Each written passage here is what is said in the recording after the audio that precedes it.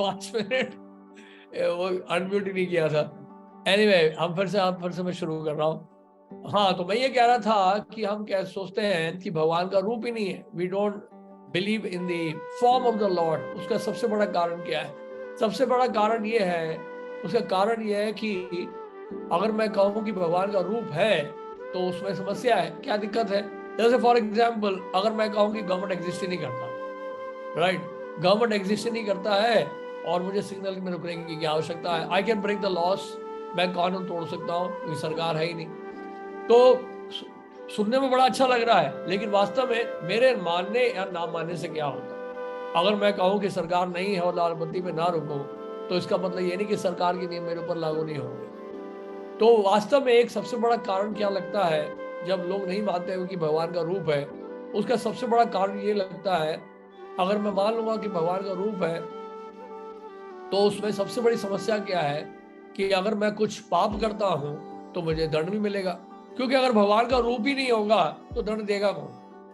इसलिए लोग जो है ये प्रोपोगेट करते हैं, इसका प्रचार करते हैं कि भगवान का कोई रूप ही नहीं है, भगवान निराकार। लेकिन आइए हम लोग शास्त्र की दृष्टि से आज और शास्त्रों के आधार पर समझने का प्रयास करेंगे कि वास्तव में भगवान का रूप है या नहीं है।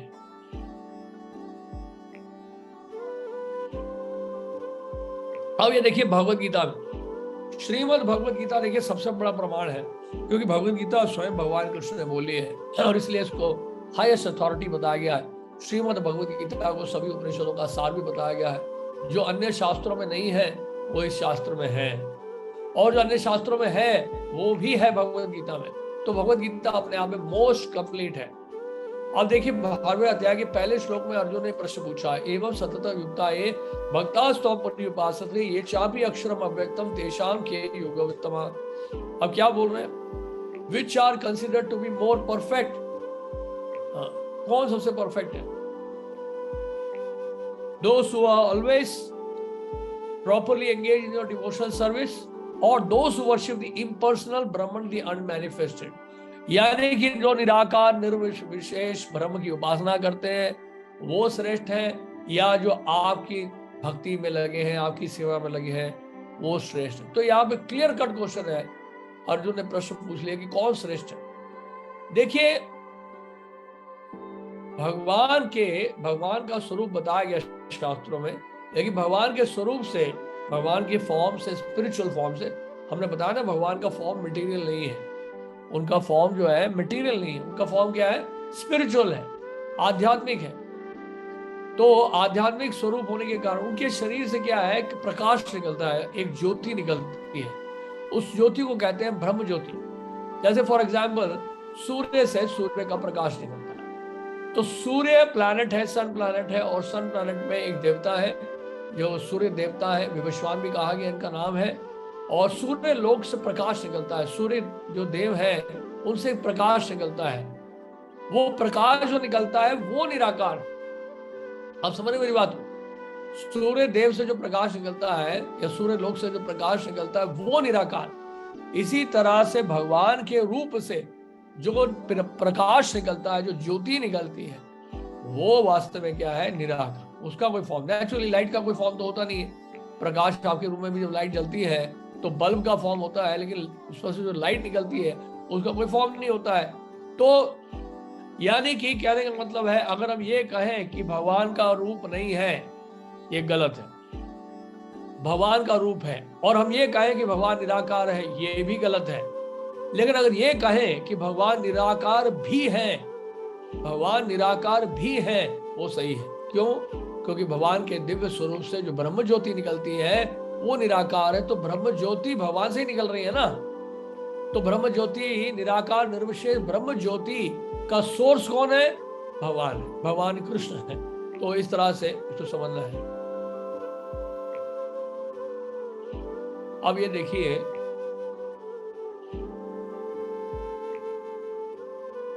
बारहवें अध्याय का दूसरा श्लोक, एकदम तुरंत से उत्तर दे दिया भगवान ने।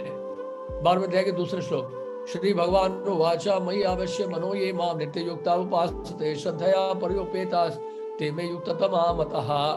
The Supreme Personality Godhead said, those who fix their mind on my personal form। भगवान क्या कह रहे हैं?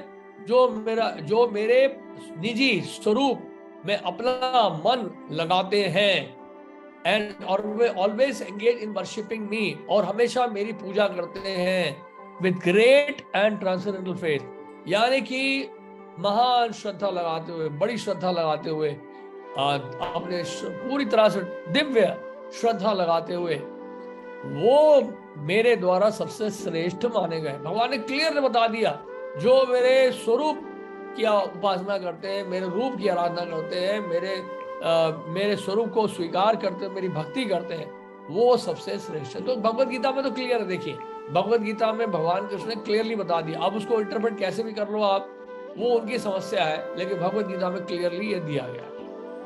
अब देखिए आगे क्या है, क्लेशो अधिकतरस्तेषां व्यक्त आसक्तक चेतसाम अव्यक्ता ही गतिर दुखम देवाभिर अवाप्यते। For those whose minds are attached to the unmanifested impersonal feature of Supreme, advancement is very troublesome. To make progress in that discipline is always difficult for those who are embodied. तो कह रहे जो निराकार निर्विशेष ब्रह्म ज्योति में जिनका मन लगा हुआ है, उनके लिए आध्यात्म के मार्ग में उन्नति करना जो है वो क्या है, क्लेश से भरा हुआ है, कष्ट से भरा हुआ। अब समझ रहे इस बात को, क्या लिख रहे हैं आप, क्या बता रहे हैं भगवान।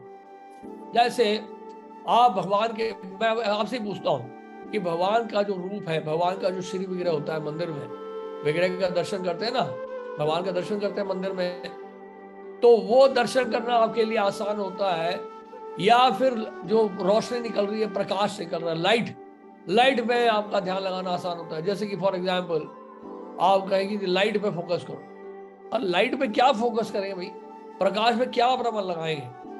भगवान का जो स्वरूप है, भगवान का जो रूप है, उसमें ध्यान लगाना सबसे आसान है। इसलिए भगवान ने क्लियरली कट बता दिया कि जो निराकार निर्विशेष ब्रह्म ज्योति प्रकाश जो भगवान के दिव्य स्वरूप से निकल रही है, उस पर जो ध्यान लगा रहे हैं, उनके लिए जो आध्यात्मिक का मार्ग है वो बहुत ही ज्यादा क्लेश से भरा हुआ है, कष्ट से भरा हुआ है।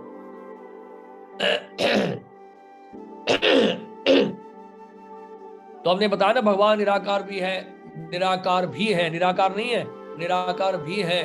तो ब्रह्मा जी ब्रह्म संहिता में जो सृष्टि के प्रारंभ में ब्रह्मा जी ने भगवान की स्तुति की, वो हाईएस्ट अथॉरिटी है ब्रह्मा जी। वो कह रहे हैं क्या, ये जो पूरा जो ब्रह्मांड है अगर प्रकाशित होता है तो वो कैसे प्रकाशित हो रहा है, भगवान के जो दिव्य स्वरूप से जो प्रकाश निकलता है।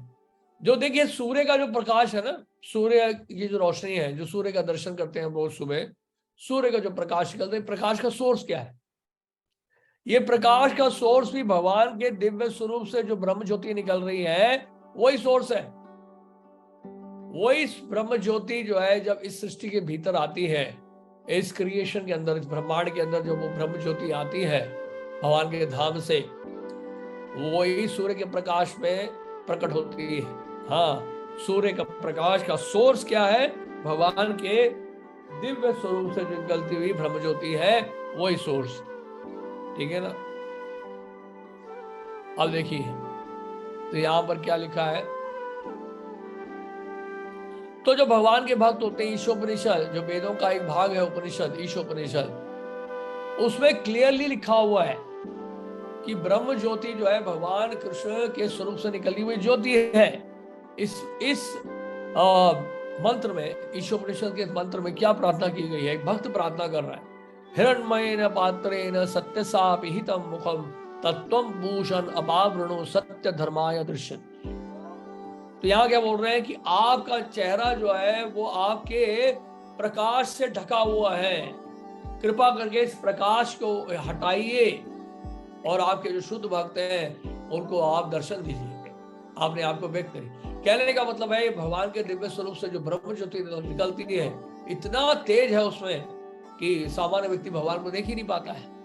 तो भक्त जो है, शुद्ध भक्त भगवान के बोल रहे हैं, मुझे आपके जो स्वरूप से ब्रह्म ज्योति निकल रही है वो नहीं देखना है, मैं तो आपका दर्शन करना चाहता हूँ। कृपा करके इस प्रकाश को हटाइए, प्लीज रिमूव दैट कवरिंग, मैं आपको देखना चाहता हूँ, आपका दर्शन करना चाहता हूँ। तो इस तरह से बड़ा क्लियर है हमारे शास्त्रों में। तो भगवान गीता में भी बता रहे हैं, क्या बता रहे हैं, ब्रह्मणो ही प्रतिष्ठा अमृतस्य वयस्य च शाश्वतस्य च धर्मस्य सुखे से कांतस्य च। तो भगवान बता रहे जो निराकार निर्विशेष जो ब्रह्म ज्योति है वो उसका सोर्स कौन है। भगवान बता रहे हैं कि मैं ही हूं वो बेसिस, वो है मैं ही हूं आधार, मैं ही हूं वो आधार किसका, निर्विशेष निराकार ब्रह्म ज्योति का।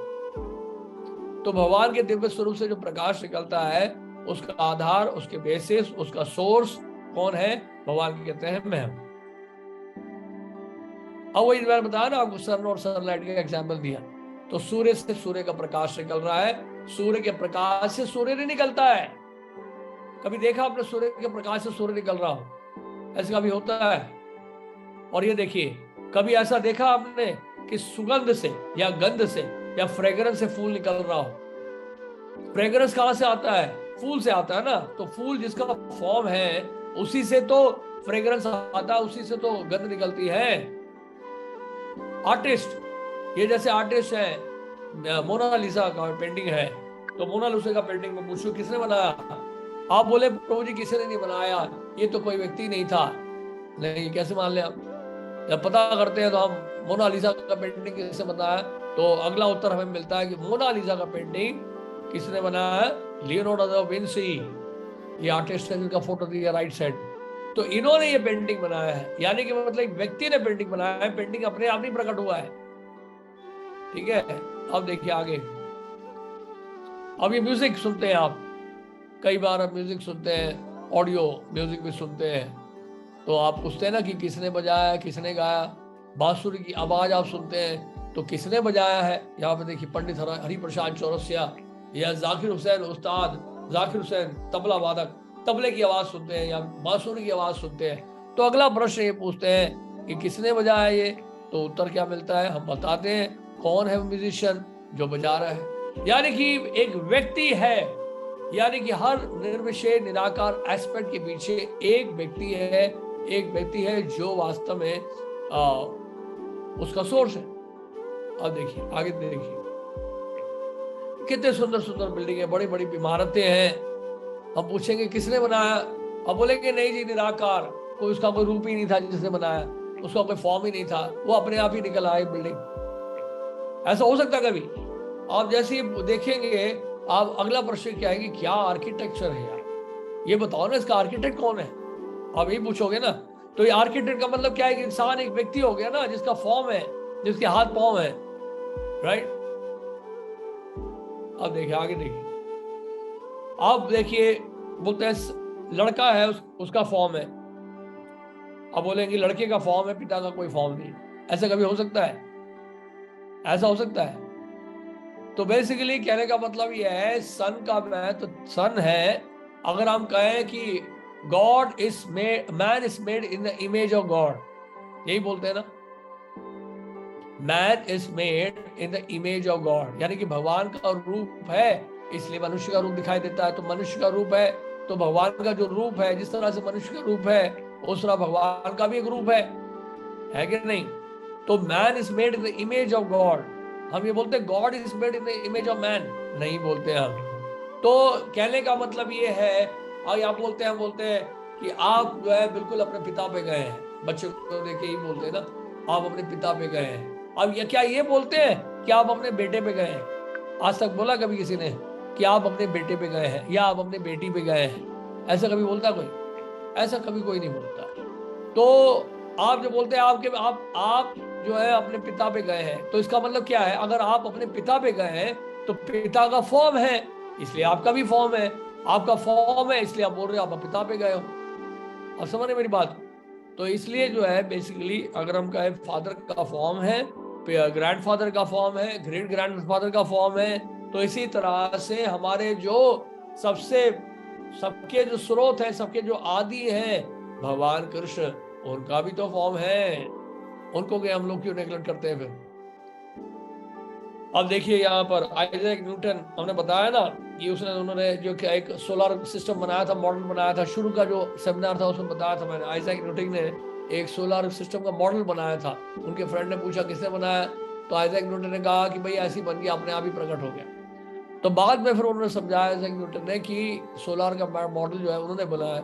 इसी तरह से जो सोलर सिस्टम है जहां पर इतने सारे प्लैनेट्स रिवॉल्व कर रहे हैं, इनको भी चलाने वाला, इनको भी बनाने वाला तो एक व्यक्ति होगा ना, जिसका फॉर्म है, राइट।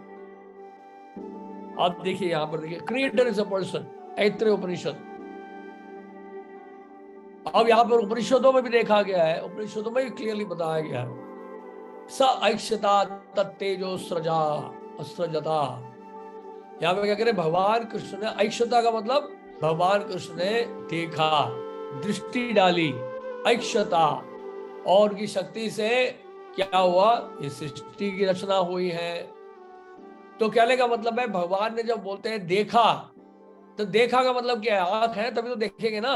अगर हम कैसे फिर भगवान निराकार है बोलते हैं, तो फिर भगवान दिखेंगे कैसे। तो हमारे वेदों में क्या दिया है कि भगवान का रूप है, और वो उनके देखने मात्र से जो है सृष्टि हो गई। स इमाम लोकान जाता। तो क्या बता रहे हैं यहाँ पर, the supreme atma, the supersoul glanced upon his own energy, अपनी माया के ऊपर दृष्टि डाली उन्होंने, भगवान ने दृष्टि, दृष्टि का मतलब आंखें हैं, ग्लैंस्ड, और उन्हें क्या क्रिएट किया, चर और अचर जीव की रचना की, चर और अचर जीवों की रचना की। तो रचना की चर अचर जीवों की, यानी कि उनका फॉर्म है, तभी तो रचना की उन्होंने।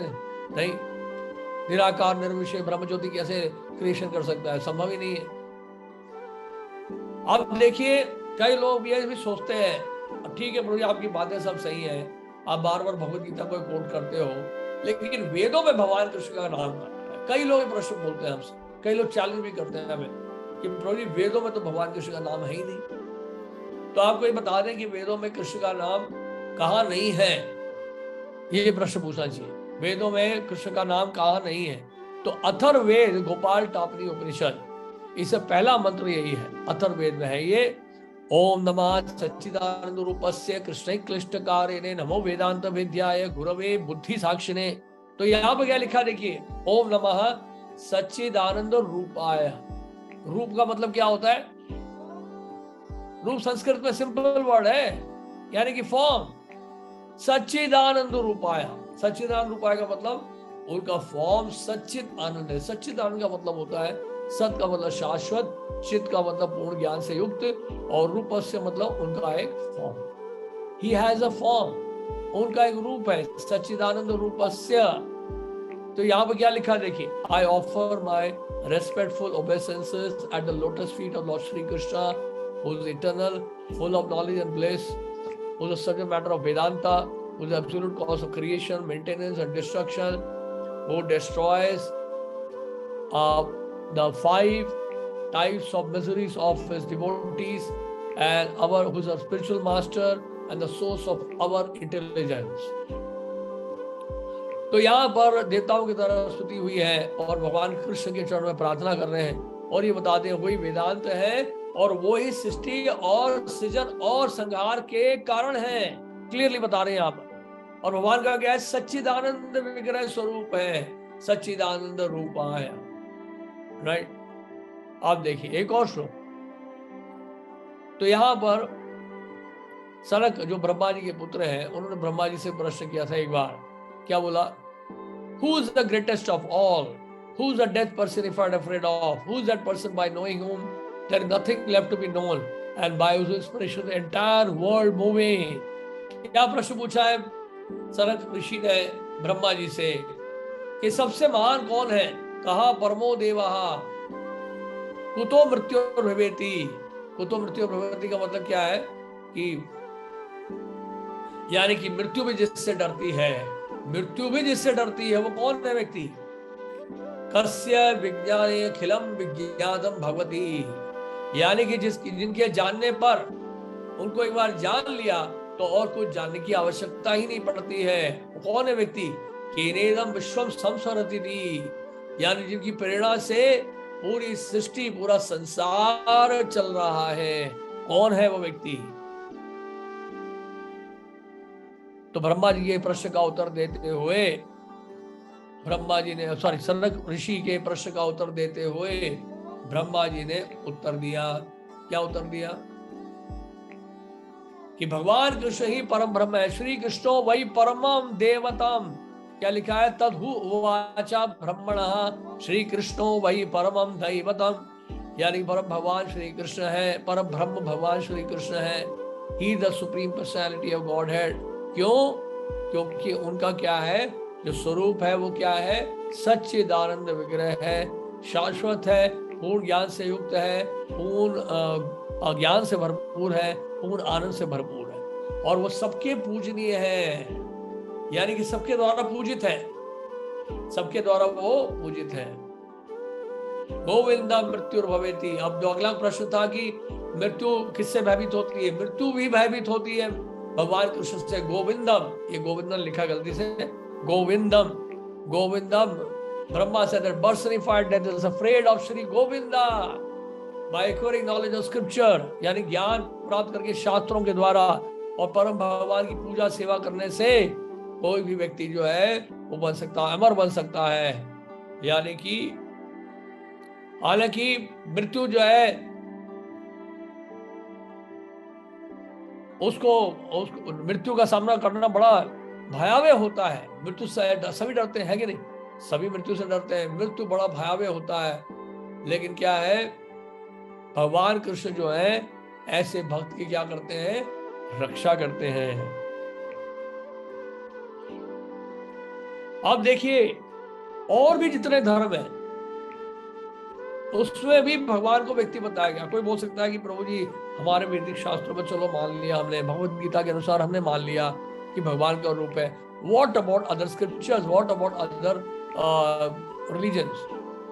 वास्तव में सच बता रहा हूं कि मैं, रिलीजन का मतलब क्या है? हिंदू, क्रिश्चियन, मुस्लिम, ईसाई नहीं होता है। रिलीजन का मतलब तो होता है हमारा जो स्वधर्म है, यानी कि ऑक्युपेशनल ड्यूटी है, या रिलीजन का मतलब होता है to abide by the laws of God, भगवान के बताए हुए नियमों का पालन करना, यही धर्म है।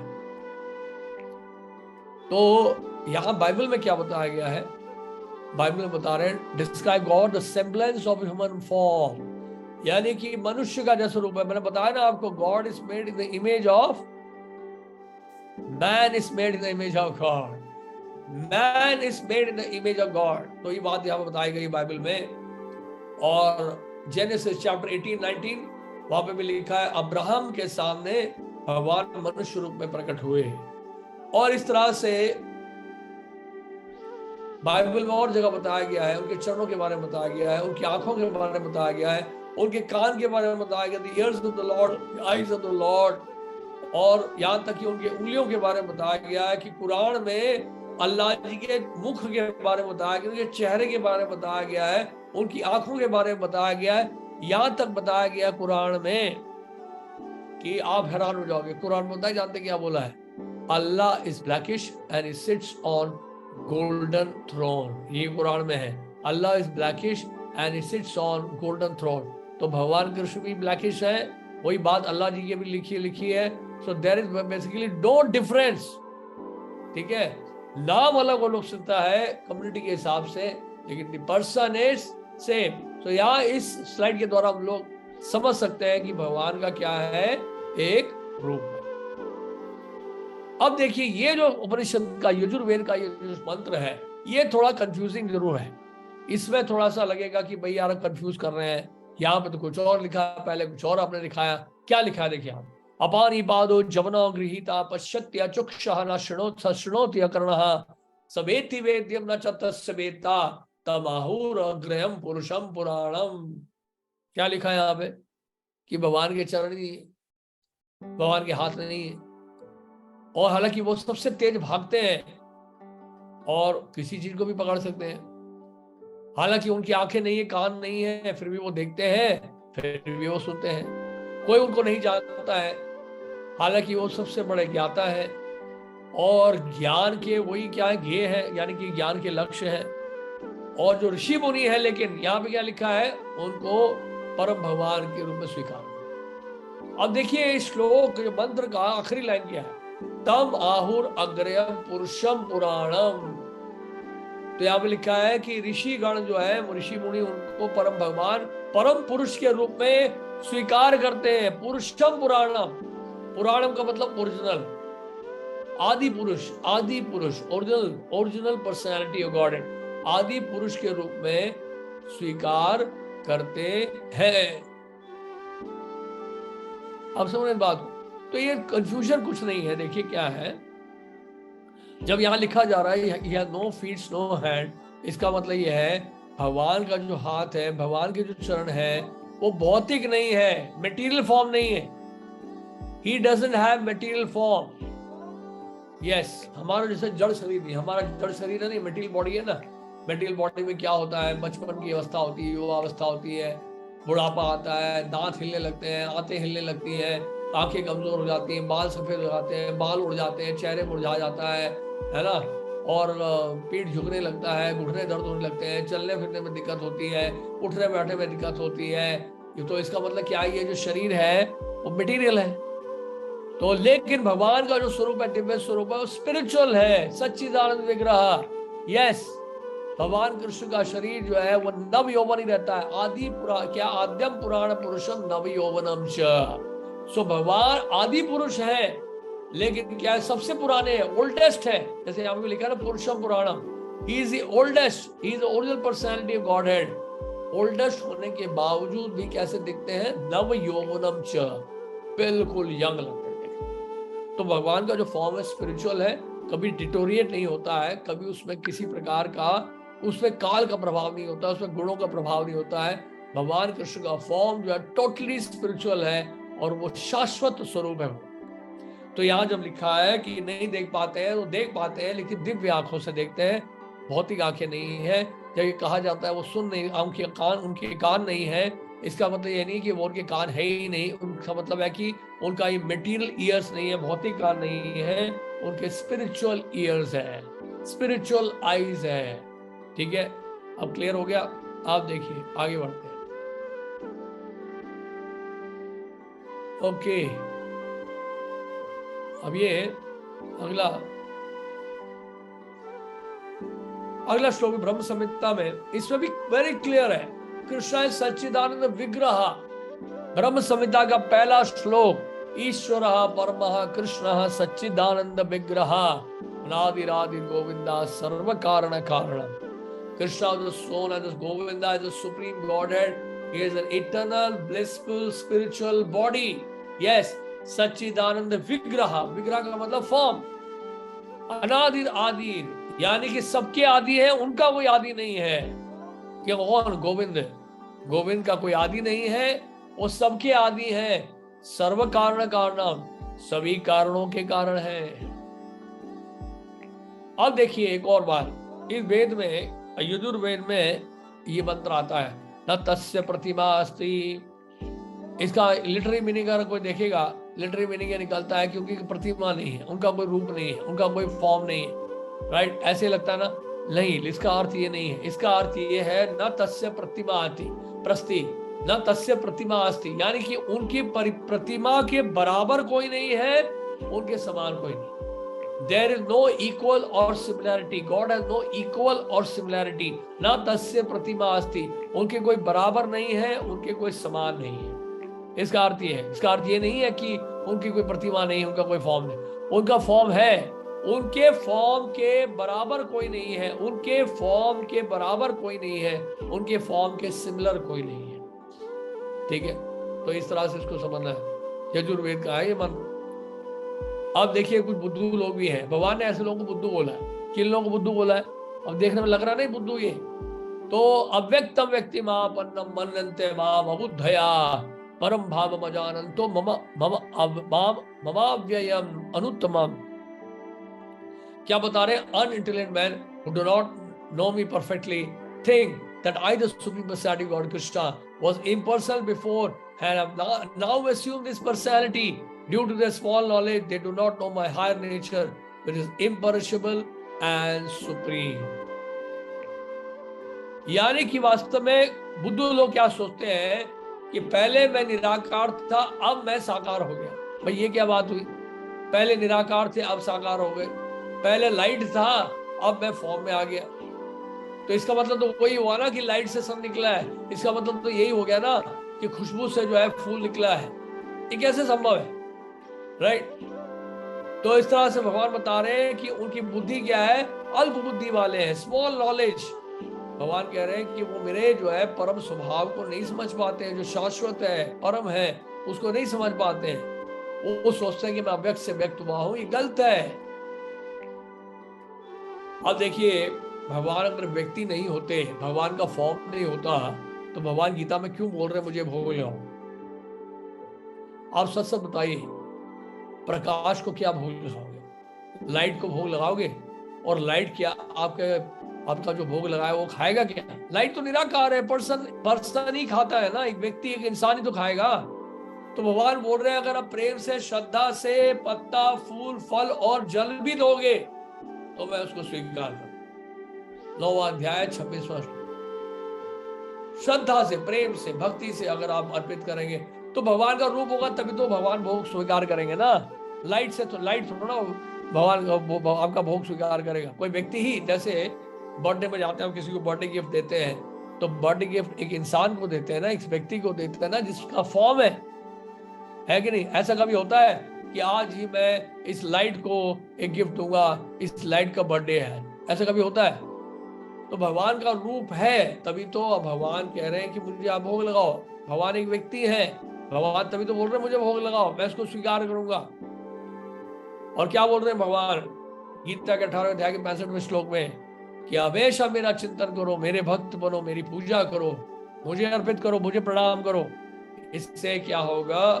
निश्चित रूप से आप मेरे पास आओगे। मैं तुम्हें वचन देता हूं क्योंकि तुम मेरे प्रिय मित्र हो। अब देखिए, यहां पर ब्रह्म संहिता बहुत ही सुंदर ग्रंथ है। अगर आपको मिल जाए, कभी लोकल सेंटर इस्कॉन में जाइए, वहां बुक शॉप में मिल जाएगा। इस ग्रंथ का नाम है ब्रह्म संहिता। सृष्टि के प्रारंभ में ब्रह्मा जी ने स्तुति की थी भगवान की।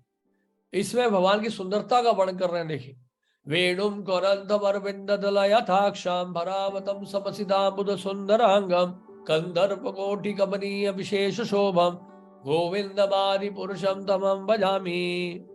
क्या बता रहे हैं? भगवान गोविंद की मैं पूजा करता हूँ, जो क्या बजा रहे हैं? वेणु बजा रहे हैं। वेणु कोरंतम, वेणु बजा रहे हैं। उनकी आंखें कैसी हैं? अरविंद दलयताक्षम, जैसे कमल का जो, कमल की जो पंखुड़ी होती है, वैसे तुलना की गई है कमल के पंखुड़ी से समझाने की। भगवान की आंखें तो इससे भी करोड़ों गुना सुंदर है, लेकिन समझाने के लिए कि दिखती है ये कंदर क्या है? अरविंद दलयताक्षम। तो उनकी आंखें कैसी हैं? जैसे कि कमल की पंखुड़ियां। With head decked with peacock's feather बरावतम सम। बरावतम सम का मतलब है क्या है? उनके सर पर मोर पंख है, मोर पंख। किसी ने उसे पूछा था उससे कि प्रभु जी भगवान कृष्ण मोर पंख क्यों लगाए? हमने पूछा आपको क्या दिक्कत है? वो मोर पंख लगाए, कुछ भी लगाए, आपको क्या प्रॉब्लम है? आप जैकेट पहनते हो, स्वेटर पहनते हो, मैं आपसे पूछूं कि प्रभु जी आपने जैकेट क्यों पहना हुआ है? What is this? वो ये बोलेंगे मेरी इच्छा है। वो are you to tell me, right? अब भगवान जब एक व्यक्ति है तो उनका भी अपना चॉइस है, दैट इज हिज चॉइस। वो मोर पंख लगाए, कुछ भी लगाए, मुकुट पहने, दैट इज चॉइस। तो ये तो प्रश्न का कोई मतलब ही नहीं बनता है कि मोर पंख क्यों लगा रहे हैं। अरे उनकी इच्छा है लगाने की, आप कुछ भी लगाओ, आप टोपी पहनो या बाल ना रखो, बाल रखो, कुछ भी करो, दैट इज योर प्रॉब्लम ना। तो इस तरह से फिर क्या बता रहे हैं? असितांबुद सुंदरांगम, मतलब क्या है? With a figure of beauty ten with the hue of blue clouds. जो वर्षा ऋतु के जो नए नए बादल होते हैं, उस तरह से भगवान कृष्ण का रंग है, ब्लैकिश ब्लू। एक्चुअल कलर क्या होगा? Blackish blue. फिर क्या बता रहे हैं? एंड कंदर्प कोटि कमनीय विशेष शोभम। और की सुंदरता का वर्णन करते हुए बता रहे ब्रह्मा जी, लाखों करोड़ों कामदेव, हाँ, जैसे है लाखों करोड़ों कामदेव भी उनके सुंदरता के सामने फीके बनता। यानी कि लाखों करोड़ों कामदेव को भी आकर्षित करने वाले हैं भगवान कृष्ण। इसलिए भगवान कृष्ण के नाम है मदन मोहन। मदन यानी कि कामदेव को भी मोहित कर लेते हैं भगवान कृष्ण, इतने सुंदर है भगवान। अब देखिए यहां पर एक और श्लोक है, क्या बता रहे हैं यहां पर? आलोल चंद्र गलस्वद वनमाले वंशी रत्नागदम प्रणय खेली कला विलासम श्यामम त्रिभंग ललितम नियत प्रकाशम गोविंदमादि पुरुषम तमहम भजामि। ये हमारा फोटो है राधा श्याम सुंदर का, वृंदावन के जो मंदिर है हमारा इस्कॉन का, वहां की डिटीज है ये राधा श्याम सुंदर, कितने सुंदर लग रहे देखिए। तो क्या लिखा है यहाँ पर, आलोल चंद्र लसत वनमाल्य वंशी। तो क्या कर रहे हैं, भगवान कृष्ण के गले में वैजयंती माला है, साथ में एक लॉकेट भी है, मून लॉकेट भी है, और उनके दो हाथों में क्या है, बांसुरी है, और साथ में क्या है, आभूषण है हाथ में, और साथ में वो हमेशा प्रणय केली कला विलास, हमेशा भगवान कृष्ण लीलाओं में लीलाओं का आनंद लेते हैं, लीलाओं में मग्न रहते हैं। श्यामं त्रिभंग ललितम नियत प्रकाशम, और नियत प्रकाश क्या है, नियत रूप से एटर्नली जो व्यक्त है, नित्य शाश्वत रूप से व्यक्त क्या है, उनका त्रिभंग रूप, श्यामं त्रिभंग ललितम। तो इस तरह से ये पूरा प्रेजेंटेशन पूरा हुआ आज का।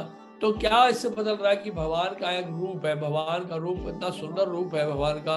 अभी ये तो हमने जो है बहुत ही कम शब्दों में और कुछ ही स्लाइड्स में बताया है, नहीं तो भगवान की सुंदरता का इतना वर्णन किया गया है, उसका अंदाजा नहीं लगाएंगे। यहाँ पे देखिए फोटो में आप देख रहे 3 फोटोग्राफ दिखा रहे हैं स्लाइड के राइट साइड पे, सूरदास जी बैठे भगवान कृष्ण के सामने। तो सूरदास जी की एक कथा मैं सुनाता हूँ आपको। तो सूरदास जी बहुत भगवान के बहुत बड़े भक्त थे, लेकिन भौतिक दृष्टि से उनकी आंखें नहीं। तो लेकिन उनमें एक खूबी क्या थी, पुजारी मंदिर में जो भी वस्त्र पहनाता था, उस वस्त्र का रंग क्या है, कौन सा वस्त्र आज पहना है, सूरदास जी बता रहे थे। तो सूरदास जी ने पुजारी को कहा कि आज आपने तो पीले कपड़े का वस्त्र पहनाया, इतना सुंदर लग रहा है। तो पुजारी सोचता था कि बता कैसे देते हैं, कोई भी वस्त्र पहना दे तो ये बता देते हैं, इनकी आंखें भी नहीं है, ये देख भी नहीं पाते हैं, लेकिन कैसे बता देते हैं कि आज पीला कपड़ा पहना है, कैसे बताते हैं कि आज लाल कपड़ा पहना है, कैसे बता देते हैं आज काला कपड़ा पहना है, कैसे बताते। ऐसा करता हूं मैं, आज मैं ठाकुर जी को वस्त्र ही नहीं पहनाऊंगा। तो उन्होंने क्या किया, वस्त्र पहनाया नहीं, थोड़ा बहुत फूलों से सजा दिया। तो फिर सूरदास जी से पूछे, अब बताइए आज हमारे ठाकुर जी ने कौन सा वस्त्र पहना है। तो सूरदास जी हंसने लगे। सूरदास जी ने कहा, आज हमारो ठाकुर नंगो नंगम, यानी कि आज हमारे ठाकुर जी ने तो कोई वस्त्र ही नहीं पहना है। सूरदास जी ने भी बता दिया।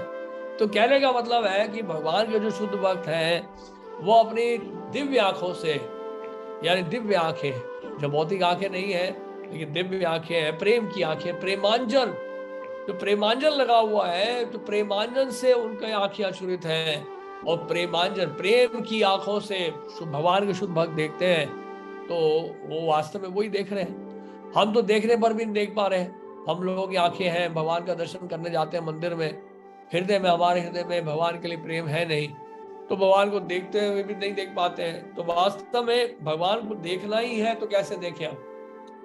भगवान को अगर देखना चाहते हैं तो उसका सबसे आसान तरीका है सुनकर, श्रवण कर, भगवान के बारे में अधिक से अधिक सुनेंगे, तो फिर हम लोग समझ पाएंगे भगवान के रूप को, भगवान के नाम को, भगवान के गुणों को, भगवान की लीलाओं को, कि ये सब दिव्य है।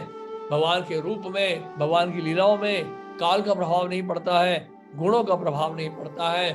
उनका स्वरूप जो है सच्चिदानंद है, शाश्वत है, पूर्ण ज्ञान से युक्त है, पूर्ण आनंद से भरपूर है। हरे कृष्ण। तो ये आज हरे कृष्णा प्रभु जी। हरे कृष्ण। बहुत लकी फील होता है मुझे कि मैं आपके क्लास में हूँ और आपके शब्दों को सुन पा रही हूँ। पिछले 2 क्लासेस से एक्चुअली एक सवाल चल रहा था मन में, तो सोचा मैं आज पूछ लेती हूँ आपसे। मैं भगवत गीता पढ़ रही थी और चैप्टर 2 में साइंस ऑफ द सोल के बारे में पढ़ा मैंने। तो एक सवाल मन में ये आया कि अगर हमें ये सौभाग्य प्राप्त होता है कि हम गोलोक को प्राप्त होते हैं मृत्यु के बाद, तो हम किस फॉर्म में भगवान को देख पाएंगे, मतलब हम किस फॉर्म में होंगे कि हम भगवान को अपनी नजरों से देख पाएंगे, या मतलब अगर हम परफेक्शन अटेन करते हैं, स्पिरिचुअल परफेक्शन जिसको कहते हैं, भगवान के लिए प्रेम जागृत हो जाता है। आत्मा का भी फॉर्म है, मैंने पहले बताया था आपको, आत्मा का अपना एक फॉर्म है, स्पिरिचुअल फॉर्म है। जी। स्पिरिचुअल फॉर्म मैनिफेस्ट कब होता है? जब हम भक्ति में परफेक्ट हो जाते हैं। तो स्पिरिचुअल फॉर्म से ही भगवान का दर्शन हो पाएगा। इस भौतिक शरीर में भी अगर स्पिरिचुअल फॉर्म मैनिफेस्ट हो जाता है पूरी तरह से, तो इस शरीर में रहते हुए भगवान का दर्शन किया जा सकता है। आप समझ रहे हैं? तो उसके लिए बहुत शुद्ध होना पड़ेगा, बहुत प्यूरिफाई होना पड़ेगा, तब जाके जो है माया का जो लेयर है और सटल लेयर जो फॉल्स ईगो का है, वो जब हम कट कर जाएंगे, प्यूरिफाई हो जाएगा और स्पिरिचुअल फॉर्म जब मैनिफेस्ट हो जाएगा, तो भगवान का दर्शन कर पाएंगे और तब जाके जो उस फॉर्म में हम लोग भगवान के धाम में एंटर कर सकते हैं। धन्यवाद प्रभु जी। हरे कृष्ण। हरे कृष्ण। हरे कृष्ण। और कोई प्रश्न है? हरे कृष्णा। प्रकाश प्रभु जी, प्रश्न पूछिए अपना। हरे कृष्णा प्रभु जी। हरे कृष्णा। प्रभु जी, जैसे पिछले एक लेक्चर में आपने बताया था कि एक कल्प में जो 1000 महायुग होते हैं। हाँ जी। तो ये हर युग रिपीट होते हैं, जैसे हर युग में वही अवतार? ये कैलेंडर की तरह है, ये कैलेंडर की तरह है। जैसे 2022 गया ना, अभी 2022 जनवरी से दिसंबर तक 2022 हो गया, तो जनवरी 2023 शुरू हो गया। इसी तरह से कैलेंडर चेंज होता है। जो सतयुग का जो समय है 17,28,000 साल, जब समय पूरा हो जाता है तो उसके बाद कैलेंडर चेंज होगा ना। तो उसके बाद जैसे दिन बदलता है, जैसे आज समझ लीजिए कलयुग है, ठीक है, कलयुग के 4,32,000 साल समाप्त हो गए फॉर एग्जाम्पल। अभी 5,000 साल ही बीतते हैं ना, तो 4,32,000 साल अगर बीत गए समझ लो, और लास्ट डेट है आज लास्ट डेट है मान लीजिए, तो कल से सतयुग शुरू हो जाएगा। कैलेंडर कितना चेंज होता है, कैलेंडर कितना चेंज होता है। तो इस तरह से फिर सतयुग आ जाएगा, फिर सतयुग का कैलेंडर चलेगा 17,28,000 साल का। वो जब पूरा हो जाएगा उसके बाद फिर द्वापर युग त्रेता युग आ जाएगा। इस तरह तो मेरा क्वेश्चन ये था कि जैसे ये सारे रिपीट हो रहे हैं, तो भगवान के अवतार भी रिपीट हो रहे हैं, तो क्या हम भी रिपीट हो रहे हैं इनके साथ साथ? हाँ जी, अलग अलग शरीरों में। हम अपने पुराने शरीर को भूल गए ना, हम भी बहुत सारे शरीर लेते हैं, जन्म लेते रहते हैं ना बार बार भगवान। लेकिन ये डिफरेंस ये है, भगवान जो अवतार लेते हैं तो भगवान अपने ही स्वरूप में आते हैं, अपने ही रूप में आते हैं। हमारी तरफ बार बार शरीर नहीं चेंज करना पड़ता। हमारा ही शरीर तो मटेरियल है ना, हमारी बॉडी तो मटेरियल है, और जरूरी नहीं कि हम लोग हर बार मनुष्य शरीर में ही आ रहे हैं। तो लाखों करोड़ों जन्मों उसमें कितने भौतिक शरीर हमने बदले होंगे, कितने योनियों में हम गुजरे होंगे। तभी तो भगवान कृष्ण अर्जुन को बोल रहे हैं 4थे अध्याय में गीता में, मेरे और तुम्हारे अनेकानेक जन्म हो चुके हैं, लेकिन मुझे सभी जन्मों का स्मरण है, तुम्हें नहीं है। तो भगवान क्यों भगवान को स्मरण है? क्योंकि भगवान उसी स्वरूप में आ रहे हैं। उनका अपना फॉर्म स्पिरिचुअल फॉर्म है ना। उनको हमारी तरह कर्म के कारण, कर्म के बेसिस पे हमारा भौतिक शरीर हमें मिल रहा है। तो भगवान के ऊपर कोई कर्म का विधान ही नहीं है, उनका फॉर्म तो स्पिरिचुअल है। तो भगवान का फॉर्म शाश्वत है। भगवान जब भी आ रहे हैं उसी फॉर्म स्पिरिचुअल फॉर्म में आ रहे हैं। लेकिन जहां तक हमारी बात है, हम तो अपने कर्मों के अनुसार अलग अलग शरीर धारण करके इस संसार में आते हैं। हरे कृष्ण, थैंक यू।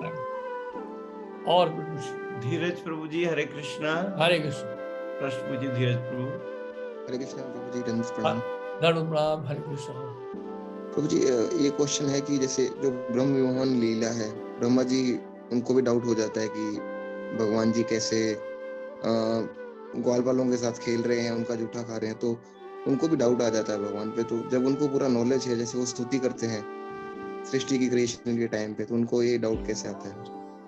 देखिए, ब्रह्मा जी जब मोहित हो रहे हैं भगवान कृष्ण की लीलाओं से, भगवान की इच्छा से हो रहे हैं, उसको योग माया का प्रभाव कहते हैं। 2 प्रकार की माया है, एक है योग माया, एक है महामाया। महामाया का प्रभाव हम जैसे जीवात्माओं के ऊपर पड़ता है, तो भौतिक संसार में 84 लाख योनि में भटकते रहते हैं।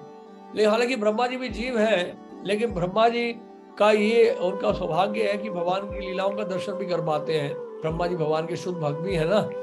तो ब्रह्मा जी को कई बार मोहित करते हैं, इसलिए क्योंकि ब्रह्मा जी के माध्यम से हम सबको शिक्षा दे रहे हैं भगवान। तो ब्रह्मा जी को मोहित भगवान ही कर रहे हैं, ये लीला करने के लिए, ब्रह्म विमोहन लीला ये दिखाने के लिए ब्रह्मा जी तक मोहित हो गए भगवान कृष्ण की लीलाओं को देखकर। भगवान के ऐश्वर्य को नहीं जान पाए, भगवान की महिमा को नहीं जान पाए। कहने का मतलब भगवान की इच्छा से हुआ ये। वास्तव में तो ब्रह्मा जी सब जानते हैं, लेकिन कई बार क्या होता है, भगवान लीला इस तरह से प्रकट करते हैं कि वो मोहित कर देते हैं।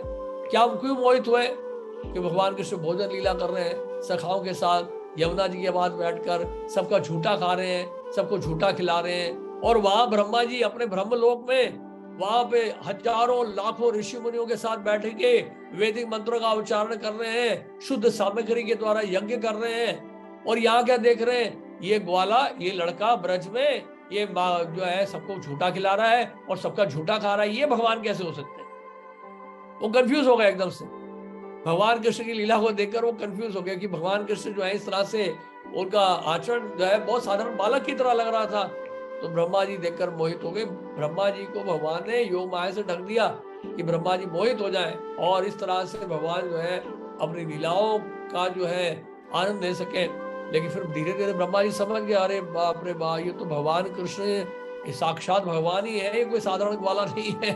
जब भगवान कृष्ण ने अपना विस्तार कर लिया, ब्रह्मा जी ने क्या किया, भगवान को परखने के लिए उनके बछड़ों को, ग्वालों को चुरा लिया और 1 साल तक उसको छुपा के रखा। लेकिन भगवान कृष्ण ने क्या किया, उन ग्वालों का रूप धारण कर लिया, उन बछड़ों का रूप धारण कर लिया। जितने बछड़े थे, जितने ग्वाले थे, हूबहू उनके जैसे ही रूप ले लिया उन्होंने। उन्हीं की तरह हाव भाव, उन्हीं की तरह आकार, उन्हीं की तरह वस्त्र, उन्हीं की तरह बोलचाल, सब कुछ वैसे का वैसे ही। तो ब्रह्मा जी जब वापस आके देखे, उन्होंने कहा, अरे मैंने तो चुरा लिया था, ये यहाँ पर कैसे है। तो ब्रह्मा जी बड़े कंफ्यूज हो गए। तो भगवान जो है कई बार क्या करते हैं, ब्रह्मा जी को ये बताने के लिए कि देखो ब्रह्मा जी तक मोहित हो जाते हैं भगवान की लीलाओं से, तो हम किस खेत की मूली हैं। तो इस तरह से यहां तक कि देखिए बलराम जी को भी, बलराम जी तो स्वयं भगवान है ना, बलराम जी भी तो भगवान कृष्ण के ही विस्तार है, पहले विस्तार है। वो साधारण, हम जैसे साधारण जीव थोड़ा भगवान है बलराम जी भी। बलराम जी भी लगभग 1 वर्ष तक उनको वही नहीं पता चला। जब 5-6 दिन रह गए 1 वर्ष बीतने में, तो बलराम जी ने एक दृश्य देखा कि गिरिराज जी पर गाय जो है बड़ी तेजी से भागी जा रही है, भागी जा रही है बछड़ों के पास। उन्होंने कहा कि बलराम ने देखा आज गायों को हो क्या गया है, ठीक है ये उतर रही है अपने बछड़ों को देखकर, इस तरह से भावावेश में उतर रही है बछड़ों को देखकर। क्योंकि वो बछड़े कौन थे, वो बछड़े भगवान कृष्ण ही तो थे। तो गाय जो थी उनकी माता, उनका प्रेम जो है अपने बछड़ों के लिए पहले से कहीं अधिक हो गया। तो गाय सब, जितनी गाय थी वहां पे गिरिराज जी को चढ़ी हुई थी, वो सब बछड़ों की ओर भागी तेजी से। और ये देखकर बलराम जी समझ गए, अरे अरे ये तो भैया ये भगवान कृष्ण ने ही अपना जो है रूप लिया है बछड़ों के रूप में, ग्वालों के रूप में। अब मुझे समझ में आया कि गायों का इतना कैसे प्रेम बढ़ रहा है अपने बछड़ों के लिए, इतना अधिक कैसे प्रेम बढ़ रहा है।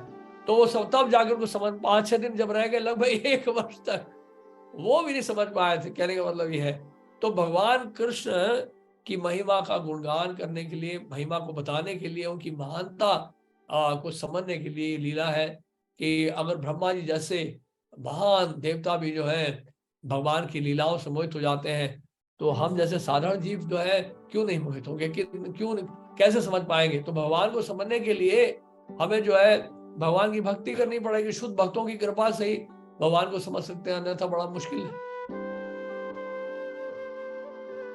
हरे कृष्णा। हरे कृष्ण। सोनाली माता जी प्रश्न पूछिए। हरे कृष्ण प्रभु जी, हरे कृष्ण एवरीबॉडी। हरे कृष्ण। आपकी क्लास ज्वाइन करके बहुत अच्छा लग रहा है। प्रभु जी जैसे हम लोग लास्ट क्लास में कर्मों की बात कर रहे थे, तो मैं ये जानना चाहती हूँ, कर्मों के बारे में बात कर रहे थे ना, कर्मों का टॉपिक चल रहा था, कर्मा। हाँ, तो प्रभु जी जैसे उसमें जानवरों के भी कर्मों के बारे में बता रहे थे। तो जैसे शेर की प्रवृत्ति तो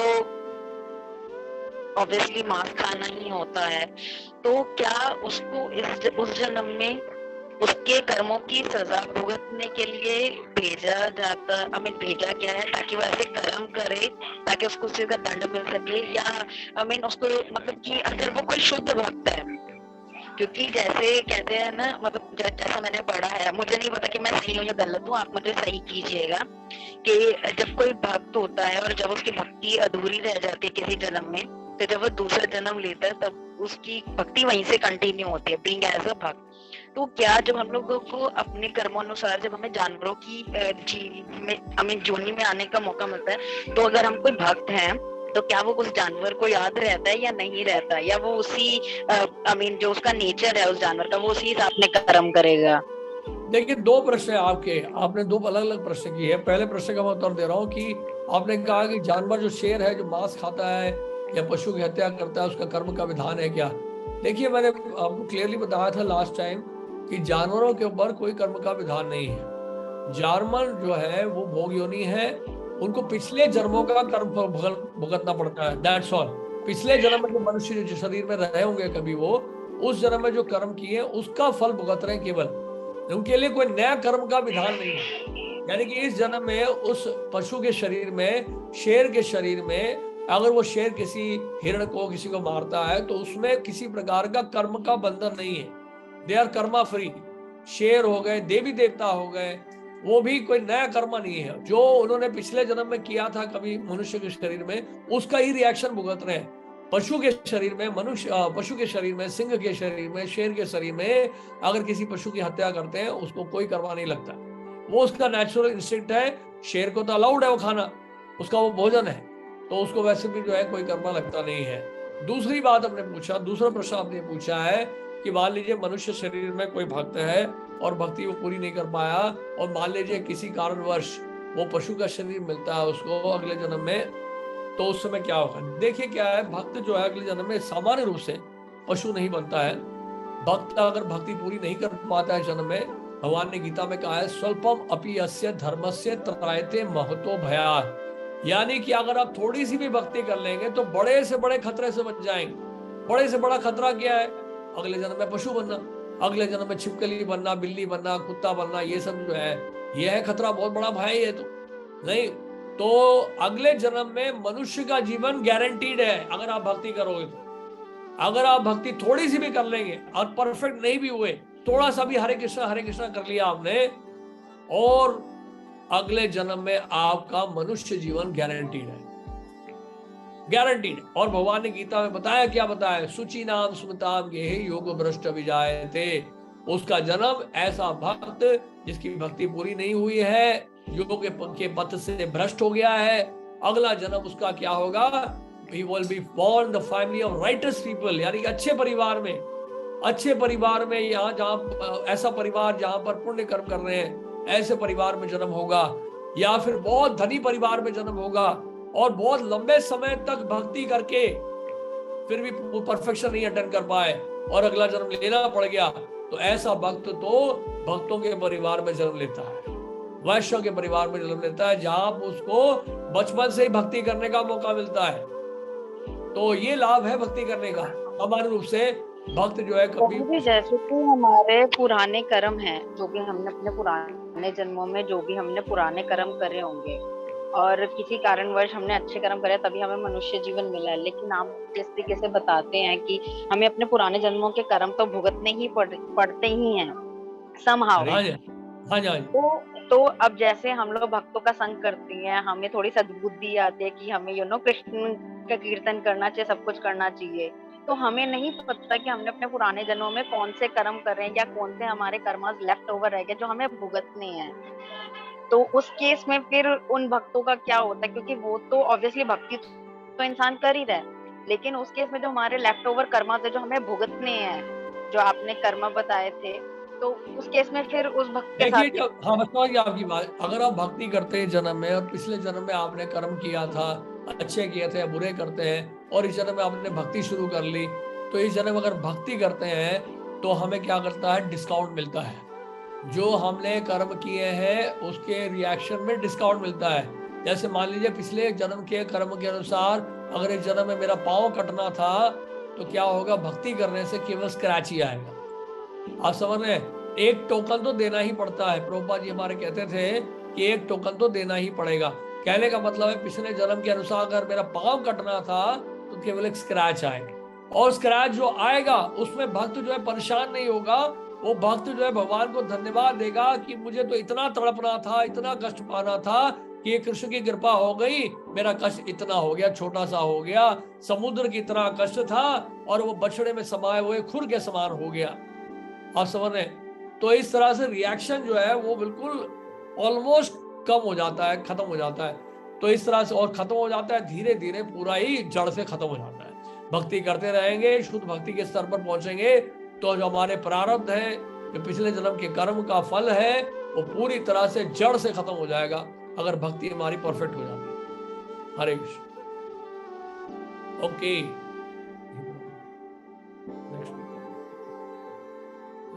हरे कृष्ण। तो एक ही सेशन रह गया है, तो नेक्स्ट वीक हम लोग आपसे मिलेंगे और अगले हफ्ते जो है एक सेशन होगा। वो सेशन हम लोग एक ही सेशन रह गया, प्रैक्टिकल एप्लीकेशन और भगवत गीता की कैसे हम लोग जो हमने सुना अब तक उसको कैसे अपने जीवन में उतारें प्रैक्टिकली, वो अगले सेशन में हम लोग लेंगे। आप सबका बहुत बहुत धन्यवाद। हरे कृष्णा। श्रील प्रभुपाद की जय। हरे कृष्णा। तो हम प्रभु जी का बहुत बहुत धन्यवाद देते हैं। प्रभु जी अपने कीमती समय में से निकाल के आते हैं हमारे पास और हमें संग देते हैं। वैष्णव संग में मिलता है, शुद्ध भक्त का संग में मिलता है। पूरी दुनिया जो है लोगों का संग कर रही है, अलग अलग प्रकार के लोगों का जो है, पता नहीं संग करके क्या क्या कर रहे हैं, सब नरक में जा रहे हैं। लेकिन जो शुद्ध भक्त होते हैं, ऐसे वैष्णव डिवोटीज होते हैं, वो अपना कंफर्ट को सेक्रीफाइस करके हम जैसे बद्ध जीवों को थोड़ा संग देने आते हैं ताकि हमारा भी उद्धार हो। तो हम ऐसे प्रभु जी जिनके चरण पूजनीय हैं, उनको धन्यवाद देते हैं बाय लाउडली चैंटिंग हरे कृष्णा कृष्णा कृष्णा हरे हरे, हरे राम राम राम हरे हरे। बहुत बहुत धन्यवाद और आप सबका भी धन्यवाद, आप सब आए हैं। और नेक्स्ट क्लास जब हो गया हम आपको बता देंगे। हरे कृष्णा, सबको मैसेज पहुंच जाएगा। जय हरि बोल।